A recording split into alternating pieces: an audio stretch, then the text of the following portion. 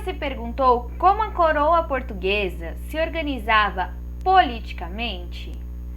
E economicamente? Será que essas manobras políticas e econômicas interferiam na colonização brasileira? Meu nome é Nayara e eu vou esclarecer essas dúvidas. Vamos lá?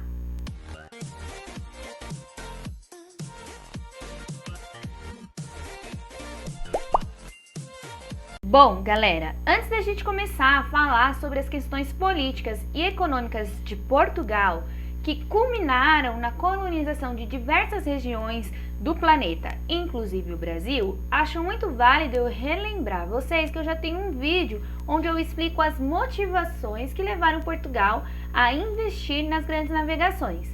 Vou deixar o link dele na descrição do vídeo de hoje. Agora, se você preferir ir para o início desse vídeo, dessa playlist, e depois retornar aqui para o vídeo de hoje e o assunto que iremos abordar aqui, é só você clicar no cardzinho que aparece na tela que ele vai te levar para o início da playlist. Bom, no vídeo de hoje, a gente vai entender as motivações portuguesas para adentrarem no Atlântico e conquistarem essas rotas marítimas. Também a política colonial, como ela se desenvolveu, e também a economia ultramarina, tá bom? Bom, galera, como visto no vídeo anterior, Portugal percebeu que tinha um comércio muito grande de especiarias ali no Mediterrâneo. E por medo da Espanha, que também estava investindo nas grandes navegações, e dos britânicos, que tinham um grande poder econômico em suas mãos, conquistarem esse comércio de especiarias, né? Aí Portugal cede a essas pressões, a esse medo de perder o controle desse comércio e investe nas grandes navegações, tá? E aí ele inicia o que ficou conhecido como expansão preventiva. Essa expansão preventiva foi nada mais, nada menos do que estabelecer feitorias nas regiões que eles foram conquistando ao longo do Atlântico, tá? Isso faz com que tanto a Espanha quanto a Inglaterra não consigam efetivar um comércio nesses lugares onde já tem as feitorias, tá? Então, isso ficou conhecido como expansão preventiva. Isso faz com que Portugal conquiste as regiões pelo Atlântico. Então, conquista o Brasil, Angola, a costa africana como um todo, ali principalmente a parte do Atlântico, mas também regiões ali, a costa da África, que é banhada pelo Oceano Índico, inclusive até regiões mais asiáticas, como a Índia, tá? Então, Portugal se torna muito grandioso no quesito comercial, porque ele vai conquistando diversas regiões através da expansão preventiva. E aí ele estabelece rotas estratégicas, né, que facilitava as transações comerciais e o controle do comércio de especiarias e o comércio ultramarino, tá? Para que tivesse sucesso, toda essa expansão preventiva, Portugal estabelece as suas colônias, né? Em algumas regiões apenas colônias de exploração, que são as colônias que estão focadas nas transações comerciais, tá? Portugal torna essa colônia uma extensão da metrópole, né? Uma extensão portuguesa, levando para esses locais a cultura, a religião, a política, a economia, mas é apenas para transações comerciais. Mas também aplica o que ficou conhecido como colônias de povoamento, que é o caso brasileiro. Ele leva uma população portuguesa para essas regiões para povoar, para que as pessoas vivam lá, né? E todas essas duas situações se tornam extensões de Portugal. Por quê? Porque eles levam a cultura portuguesa, a religião portuguesa, a administração portuguesa, a economia, a política, todos os campos que é empregado na sociedade portuguesa, também é empregado em suas colônias, assim como na metrópole, tá bom? Agora, a gente vai entender um pouquinho sobre a colonização monárquica, tá bom? Bom, na colonização monárquica, a economia se baseia nas transações comerciais e não na produção. O que isso quer dizer? Portugal começa a lucrar através de impostos do comércio que acontece dentro das colônias. Portugal não lucra, não investe na produção dentro das colônias. Isso fica na mão dos empresários, tá? Que fazem parte, eles investem na produção, eles administram os negócios, tá bom? Portugal, a coroa portuguesa, enriquece através da cobrança de impostos das transações comerciais, tá? Esses impostos é conhecido como CISA, né? Que é um imposto cobrado sobre compra e venda de mercadorias, ok? Bom, essa CISA, essa cobrança de impostos, se torna a principal fonte de lucro da coroa portuguesa, tá bom? E aí a família real começa a investir nos empreendimentos ultramarinos, que favorecem o lucro ali, aumentando o território português, consequentemente, o lucro sobre esses impostos das transações comerciais, porque se você tem mais território, tem mais gente comercializando seus produtos e você pode cobrar mais impostos. Essa é a lógica econômica do colonialismo monárquico, tá bom? Isso ficou conhecido como capitalismo monárquico. Bom, o capitalismo monárquico é quando o rei vende o monopólio régio a contratadores e arrematadores privados. O que isso quer dizer, gente? Bom, é quando o rei vende todos os empreendimentos que ele conquista nas colônias que ele está efetivando ao setor privado. Então, empresários são responsáveis por administrar e cuidar desses empreendimentos que estão sendo estabelecidos nas colônias. Isso aconteceu muito no Brasil. Os empresários, eles eram responsáveis pelas capitanias hereditárias. Eles que administravam, criavam leis, cuidavam do que iam produzir, investiam dinheiro. Então, o rei, ele vende, ele lucra com a venda, mas posteriormente ele também vai lucrar com os impostos sobre o produto, compra e venda desse produto que vai ser comercializado, tá bom?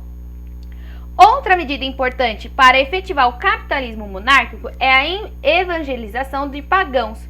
Isso quer dizer o quê? Ao levar o cristianismo às tribos, aos povoados que eles vão conhecendo pelo Atlântico, o que acontece? Ele efetiva a cultura portuguesa dentro dessa região e isso faz com que as pessoas que ali vivem comecem a viver com os costumes portugueses e aí começam a comercializar, a consumir os produtos portugueses, fazendo com que a coroa receba pelos tributos, sobre a mercadoria que está circulando ali dentro dessa colônia. Então é muito importante efetivar o cristianismo, o catolicismo dentro das colônias, tá bom? É uma medida econômica também, tá? E aqui agrada muito a igreja, que tem um poder muito grande dentro dessa sociedade absolutista aí deste período, tá bom? Com isso, com essas medidas, Portugal consegue estabelecer um império oceânico, comercial, fundiário, agrícola, porque nas colônias começa a se produzir muito produtos agrícolas que serão comercializados na Europa e vão render muito lucro aí para a coroa portuguesa, tá bom? Bom, para consolidar o capitalismo monárquico, a colonização monárquica, o rei de Portugal tinha que se preocupar com 3 níveis, né? Com 3 características principais para ter sucesso nisso. A primeira delas está relacionada a proporcionar lucros à classe senhorial e ao clérigo, para manter os poderes e privilégios do antigo regime. O que isso quer dizer? A nobreza, os burgueses e o clero queriam manter os privilégios, o poder em suas mãos, como no período feudal, tá? Que é o antigo regime aqui no caso.